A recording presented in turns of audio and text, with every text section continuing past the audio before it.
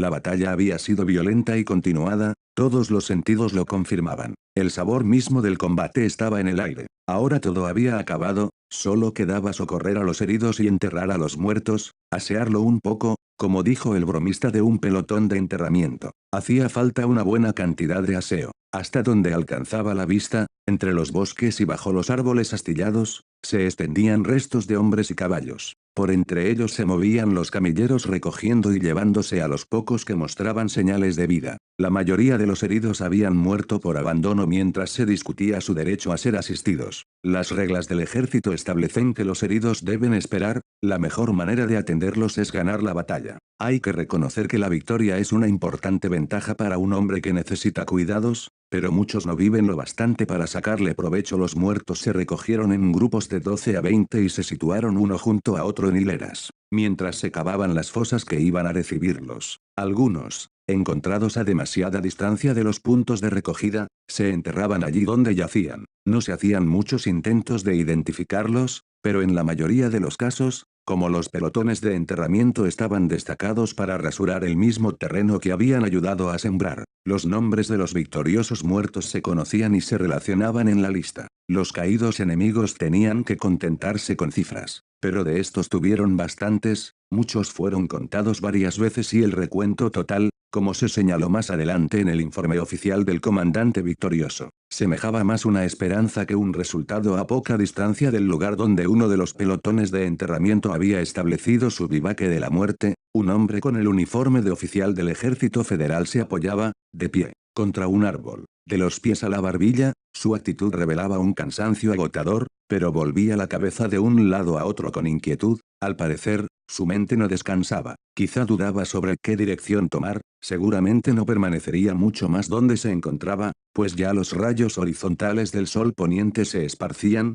rojizos, por las aberturas del bosque y los fatigados soldados empezaban a abandonar sus tareas del día. Por supuesto, no iba a hacer noche allí, solo, entre los muertos. 9 de cada 10 hombres que uno se encuentra tras una batalla preguntan por el camino que ha tomado determinada fracción del ejército, como si todos lo supieran sin duda. Aquel oficial se encontraba perdido. Después de darse un momento de reposo, seguiría presumiblemente a alguno de los pelotones de enterramiento en retirada. Sin embargo, cuando todos se marcharon, se dirigió directamente al interior del bosque, hacia el oeste purpúreo, cuya luz le coloreaba el rostro como sangre. Andaba a zancadas, con un aire de seguridad que indicaba que se hallaba en un terreno familiar, había recuperado la orientación. No miraba a los muertos que encontraba a su paso, a derecha e izquierda. Tampoco prestaba atención a los gemidos sordos de algún herido grave a quien no habían llegado los camilleros y que pasaría una noche penosa bajo las estrellas, acompañado solo por su sed. ¿Qué podía hacer, en realidad, el oficial, que no era médico y tampoco llevaba agua? En el extremo de un barranco poco profundo, una mera depresión del suelo, yacían unos cadáveres agrupados. Los vio, se desvió súbitamente de su trayecto y caminó rápidamente hacia ellos. Los examinó con atención, a medida que pasaba, y se detuvo por último junto a uno que yacía a cierta distancia de los otros, cerca de un grupo de árboles bajos. Lo observó atentamente. Parecía moverse. Se agachó y le puso la mano en la cara. El hombre gritó. El oficial era el capitán Downing Maduel, del regimiento de infantería de Massachusetts, un valeroso e inteligente soldado y un hombre honorable. Al regimiento pertenecían también dos hermanos apellidados Alcrow, Caffal y Creede Alcrow. Caffal Alcrow era sargento de la compañía del capitán Maduel y los dos hombres, el sargento y el capitán, eran incondicionales amigos. En la medida en que la desigualdad de rango y la diferencia en los deberes y consideraciones de la disciplina militar lo permitían, procuraban estar siempre juntos. En realidad se habían criado juntos desde la primera infancia, y una costumbre de cariño no se rompe fácilmente. Caffal Alcrow no experimentaba ningún gusto ni disposición hacia lo militar, pero la idea de la separación de su amigo le resultaba extremadamente penosa y se alistó en la compañía en la que Maduel servía como subteniente. Ambos ascendieron 2 veces de rango, pero entre el subalterno de más alta graduación y el oficial más bajo media un abismo profundo y amplio, y la antigua relación se mantuvo con dificultades y de un modo diferente. Creede Alcrow, el hermano de Caffal, era el mayor del regimiento, un hombre cínico y taciturno. Entre el capitán Maduel y él existía una natural antipatía que las circunstancias habían alimentado y aumentado hasta una franca animosidad. De no ser por la influencia disuasoria que su mutua relación con Kafal les imponía, cada uno de estos dos patriotas habría, sin duda, puesto todo su empeño en privar a su país de los servicios del otro. Al inicio del combate de aquella mañana, el regimiento cumplía su función en un puesto de avanzada, a 1 kilómetro de distancia del grueso del ejército. El grupo fue atacado y prácticamente sitiado en el bosque,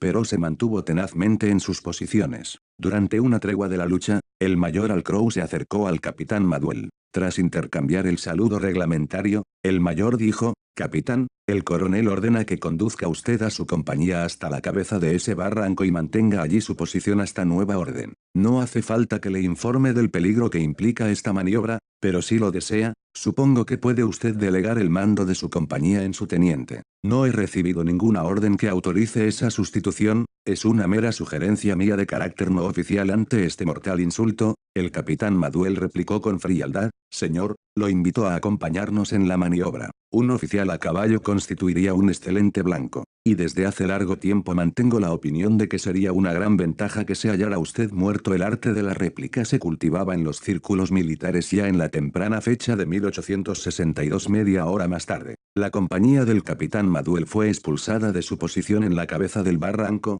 tras haber perdido a 1/3 de sus hombres. Entre los caídos figuraba el sargento Alcrow. El regimiento fue poco después obligado a retroceder hasta la primera línea de batalla, y al final del combate, se encontraba a kilómetros de distancia. Ahora, de pie, el capitán estaba al lado de su subordinado y amigo el sargento Alcrow había sido herido mortalmente. Su uniforme desarreglado parecía haber sido rasgado violentamente y dejaba ver el vientre al aire. Algunos botones de su chaqueta habían sido arrancados y estaban en el suelo, a su lado, junto a otros jirones de sus ropas, desparramados por todas partes. El cinturón de cuero estaba roto y parecía haber sido arrastrado por debajo del cuerpo, una vez caído. No había mucha efusión de sangre. La única herida visible era un agujero ancho e irregular en el vientre. Estaba sucio de tierra y hojas secas. De él sobresalía un pedazo del intestino delgado. El capitán Maduel no había visto una herida así en toda su experiencia de la guerra. No conseguía imaginar cómo se la habían hecho, ni explicar las otras circunstancias concurrentes: el extraño desgarro del uniforme, el cinturón partido, la piel blanca manchada con la tierra. Se arrodilló y lo examinó más cuidadosamente.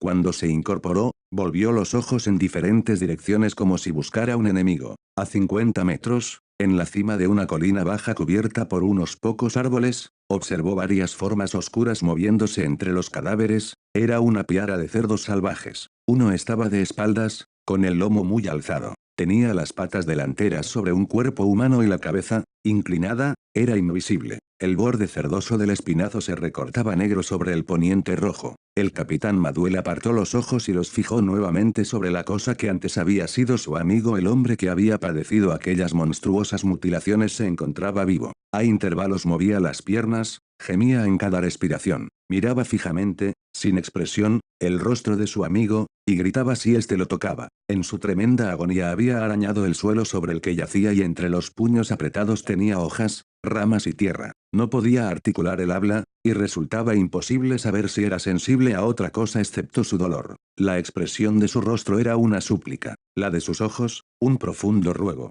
¿De qué? No había posible mala interpretación de aquella mirada. El capitán la había visto demasiado a menudo en los ojos de aquellos cuyos labios conservaban todavía la fuerza necesaria para formular la súplica de la muerte. Consciente o inconscientemente, aquel retorcido resto de humanidad, aquella representación suprema del más agudo dolor, aquel híbrido de hombre y animal, aquel humilde, antiheroico Prometeo, imploraba cualquier cosa, todo, el absoluto no ser, para el regalo del abandono, del olvido. Aquella encarnación del sufrimiento dirigía su silente plegaria a la tierra y al cielo, a los árboles, al hombre, a todo lo que alguna vez tuvo forma en los sentidos o la consciencia que imploraba. Entonces, lo que concedemos incluso a la criatura más miserable sin conciencia suficiente para pedirlo, y negamos solo a los desgraciados de nuestra propia raza, la bendición de la liberación, el rito de la suprema compasión. El coup de grace. El capitán Maduel pronunció el nombre de su amigo, lo repitió una y otra vez, sin ningún efecto,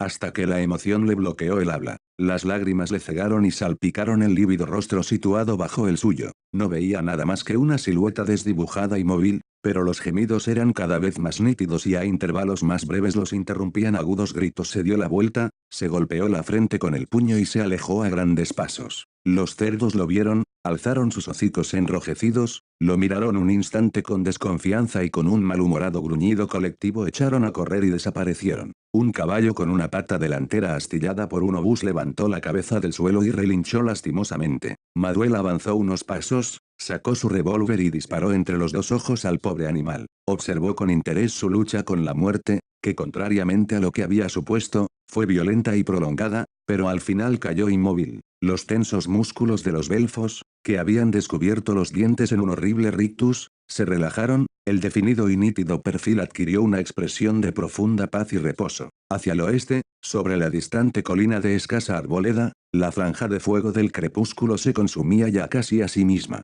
La luz palidecía sobre los troncos de los árboles, tomando un gris débil, las sombras cubrían sus copas como grandes pájaros oscuros allí posados. La noche se acercaba y entre el capitán Maduel y el campamento se extendían kilómetros y kilómetros de bosque hechizado. Sin embargo, todavía permanecía allí, de pie junto al animal muerto, en apariencia fuera del sentido de todo lo que le rodeaba. Tenía los ojos fijos en el suelo, a sus pies, la mano izquierda le colgaba al costado y con la derecha todavía sujetaba la pistola. Bruscamente levantó la cabeza, la volvió hacia su amigo moribundo y se acercó rápidamente a él. Puso una rodilla en el suelo, armó el revólver, colocó la boca del cañón sobre la frente del hombre, apretó el gatillo. No hubo estampido. Había gastado su último cartucho con el caballo. El moribundo gimió y sus labios se movieron convulsivamente. De ellos brotó una espuma con un tinte de sangre. El capitán Maduel se puso en pie y sacó su espada de la vaina. Repasó su filo con los dedos de la mano izquierda desde la empuñadura hasta la punta. Luego la sostuvo en línea recta delante de él, como para probar sus nervios. No hubo ningún temblor en la hoja de la espada,